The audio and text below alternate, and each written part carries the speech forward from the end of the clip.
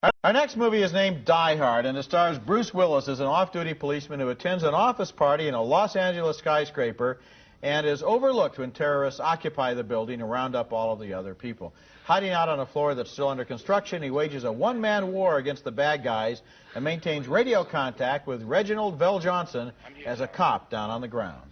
I want you to find my wife. Don't ask me how. By then you'll know how. I want you to tell her something. I want you to tell her that,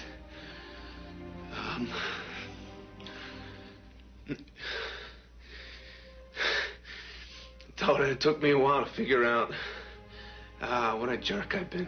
The movie is filled with wall-to-wall action, a lot of it based on the inability of the L.A. cops to believe that Willis himself is really a cop and not a tricky terrorist. Lower the roof. The car's up there! Lower the roof!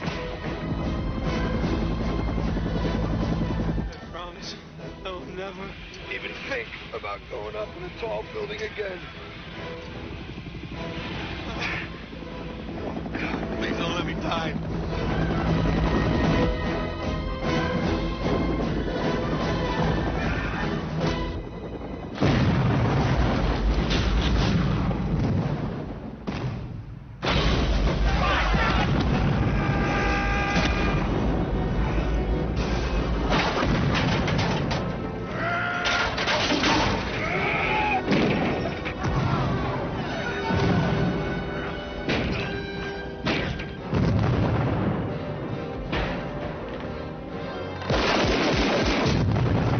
And you got just a glimpse there of the guy in the beard. That's Alan Rickman, who plays the villain and who's really the most interesting character in the movie, kind of an intellectual guy with delusions of superiority. Die Hard has a lot of action scenes like the one on the roof. So many of them you're amazed the skyscraper doesn't turn into the towering inferno. They're dropping explosives down the elevator shaft and whole floors are being blown apart. But you can also see there, I think, one of the big weaknesses of the movie, and that's the idiotic behavior of the Los Angeles Police Department. There was one character in this movie, a deputy chief, whose actions are so stupid and so unmotivated and wrong-headed that finally he just brings the movie to a stop every time he opens his mouth. Bad writing. He always says the wrong thing. He understands nothing.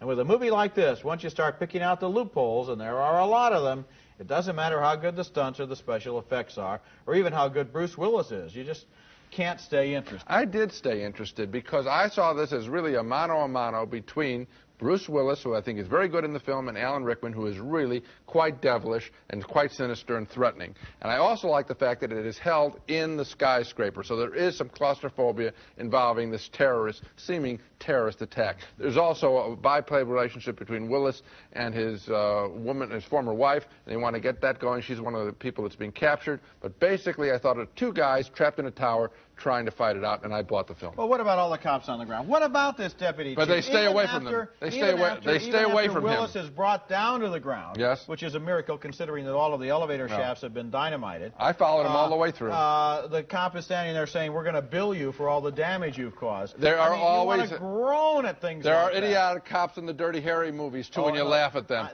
Come on, because Harry's smarter. This is not an idiotic cop. This is idiotic writing to make a cop like this when it would have been better if he just pushed the action forward instead of constantly being wrong-headed. One supporting character, two very interesting lead characters. I like the movie.